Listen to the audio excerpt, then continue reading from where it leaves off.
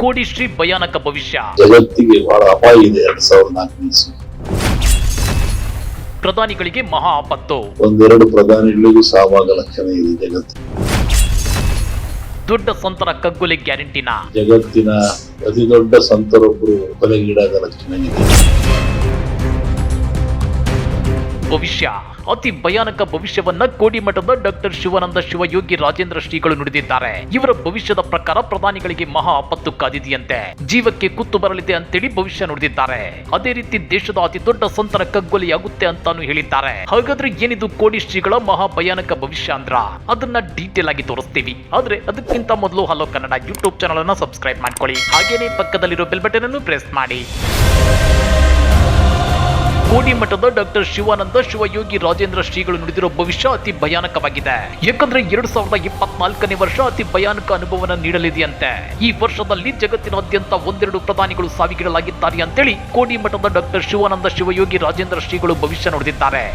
ಜಗತ್ತಿನ ಅತಿ ದೊಡ್ಡ ಸಂತರೊಬ್ಬರು ಕೊಲೆಗೀಡಾದ ಲಕ್ಷಣ ಇದೆ. ಒಂದೆರಡು ಪ್ರಧಾನಿಗಳಿಗೂ ಸಾವಾದ ಲಕ್ಷಣ ಇದೆ ಜಗತ್ತು.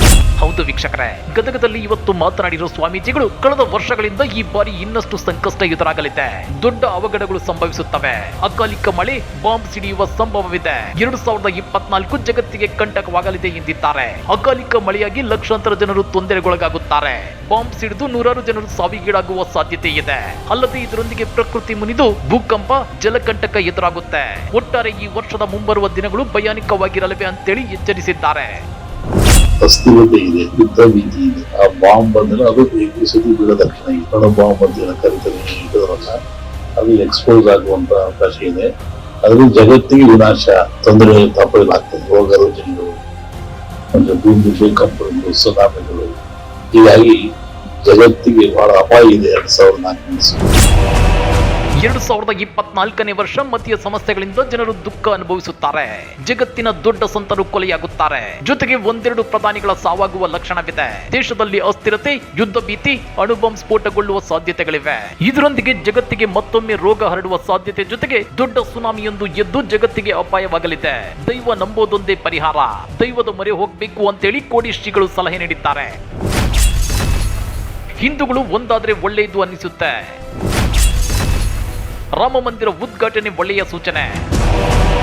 ಅಯೋಧ್ಯೆ ರಾಮ ಮಂದಿರ ವಿಷಯದಲ್ಲಿ ಹಿಂದೂಗಳು ಒಂದಾಗಬೇಕು ಎಂಬ ಉಡುಪಿಯ ಪೇಜಾವರ ಶ್ರೀಗಳ ಹೇಳಿಕೆ ಕುರಿತು ಪ್ರತಿಕ್ರಿಯೆ ನೀಡಿರುವ ಕೋಡಿ ಶ್ರೀಗಳು ಹಿಂದೂಗಳು ಒಂದಾದ್ರೆ ಒಳ್ಳೆಯದು, ಭಾರತೀಯರು ಒಗ್ಗಟ್ಟಾದ್ರೆ ಎಲ್ಲರಿಗೂ ಒಳ್ಳೆಯದಾಗುತ್ತೆ ಎಂದಿದ್ದಾರೆ. ಇನ್ನ ಭಾರತೀಯ ಸಂಸ್ಕೃತಿ ಪರಂಪರೆಯಲ್ಲಿ ಭಾರತೀಯರು ದೇವರು, ಧರ್ಮ, ಸತ್ಯ, ನಂಬಿಕೆ ವಿಚಾರದಲ್ಲಿ ಪ್ರಬುದ್ಧರಾಗಿದ್ದಾರೆ. ದೇಶದ ಹಲವಾರು ಕಡೆಗಳಲ್ಲಿ ದೈವಾಂಶ ಸಂಭೂತರ ಹೆಸರಿನಲ್ಲಿ ದೇವಸ್ಥಾನ, ಗುಡಿ ಗೋಪುರಗಳನ್ನು ನಿರ್ಮಿಸಿ ಸ್ಮರಣೆ ಮಾಡೋದು ಸಾಮಾನ್ಯವಾಗಿದೆ. ಆ ದಿಸೆಯಲ್ಲಿ ಶ್ರೀರಾಮನ ದೇವಸ್ಥಾನ ಲೋಕಾರ್ಪಣೆಗೊಂಡಿರೋದು ಧಾರ್ಮಿಕ ಪ್ರತೀಕವಾಗಿದೆ ಅಂತ ಹೇಳಿದ್ದಾರೆ. ಭಾರತೀಯ ಪ್ರಜೆಗಳಲ್ಲಿ ಆಧ್ಯಾತ್ಮಿಕ ಚಿಂತನೆ ಉಚ್ಚವಾಗಿರುವುದು ಒಳ್ಳೆಯ ಬೆಳವಣಿಗೆಯಾಗಿದೆ. ಶ್ರೀರಾಮನ ಜನ್ಮಸ್ಥಳದಲ್ಲಿ ಶ್ರೀರಾಮನ ಬೃಹತ್ ದೇಗುಲ ನಿರ್ಮಾಣಗೊಂಡಿರುವುದು ಧಾರ್ಮಿಕವಾಗಿ ಒಳ್ಳೆಯ ಸೂಚನೆ ಸಿಕ್ಕಂತಾಗಿದೆ. ಆದ್ರೆ ರಾಜಕೀಯದಲ್ಲಿ ಧಾರ್ಮಿಕತೆಯನ್ನ ಬೆರೆಸೋದು ಸೂಕ್ತವಲ್ಲ ಅಂತ ಹೇಳಿದ್ದಾರೆ. ಇನ್ನ ದೇಶ ಹಾಗೂ ರಾಜ್ಯ ರಾಜಕೀಯದ ಕುರಿತು ಮಾತನಾಡಿರುವ ಶ್ರೀಗಳು ಸಾಮಾನ್ಯವಾಗಿ ಸಂಕ್ರಾಂತಿ ನಂತರ ಹಾಗೂ ಯುಗಾದಿ ನಂತರ ಭವಿಷ್ಯ ಹೇಳಲಾಗುತ್ತೆ. ಸಂಕ್ರಾಂತಿ ನಂತರ ವ್ಯಾಪಾರ ವಾಣಿಜ್ಯ, ಯುಗಾದಿ ನಂತರ ದೇಶದ ಸಮಗ್ರ ಮಳೆ ಬೆಳೆ, ಜನರು, ರಾಜರು ಏನಾಗುತ್ತೆ ಎಂದು ಹೇಳಲಾಗುತ್ತೆ. ಈಗ ರಾಜಕೀಯದ ಕುರಿತು ಹೇಳೋದು ಅಷ್ಟು ಸೂಕ್ತವಲ್ಲ ಎಂದಿದ್ದಾರೆ. ಯುಗಾದಿ ನಂತರ ರಾಜಕೀಯದಲ್ಲಾಗುವ ಬದಲಾವಣೆಗಳ ಕುರಿತು ಭವಿಷ್ಯ ಹೇಳುವುದು ಸಾಧ್ಯವಾಗುತ್ತೆ ಎಂದಿದ್ದಾರೆ. ಹಾಗಾದ್ರೆ ಕೋಡಿಮಠದ ಡಾಕ್ಟರ್ ಶಿವಾನಂದ ಶಿವಯೋಗಿ ರಾಜೇಂದ್ರ ಶ್ರೀಗಳ ಈ ಭಯಾನಕ ಭವಿಷ್ಯ ನಿಜವಾಗುತ್ತಾ? ಇವರು ಹೇಳಿರೋ ಪ್ರಕಾರ ಯಾವ ದೇಶದ ಪ್ರಧಾನಿಗಳಿಗೆ ಆಪತ್ತು ಕಾದಿದೆ? ಇವು ಉತ್ತರ ಸಿಗದ ಒಗಟು ಪ್ರಶ್ನೆಗಳಾಗಿ ಉಳಿದಿವೆ. ಈ ಬಗ್ಗೆ ನೀವೇನಂತೀರಾ? ಕಮೆಂಟ್ ಮಾಡಿ, ವಿಡಿಯೋ ಲೈಕ್ ಮಾಡಿ, ಶೇರ್ ಮಾಡಿ. ಇಂಥ ಮತ್ತಷ್ಟು ರೋಚಕ ರಾಜಕೀಯ ಸುದ್ದಿಗಳನ್ನ ಮಿಸ್ ಮಾಡದೆ ನೋಡ್ಬೇಕು ಅಂದ್ರೆ ಹಲೋ ಕನ್ನಡ ಯೂಟ್ಯೂಬ್ ಚಾನಲ್ ಅನ್ನ ಸಬ್ಸ್ಕ್ರೈಬ್ ಮಾಡ್ಕೊಳ್ಳಿ.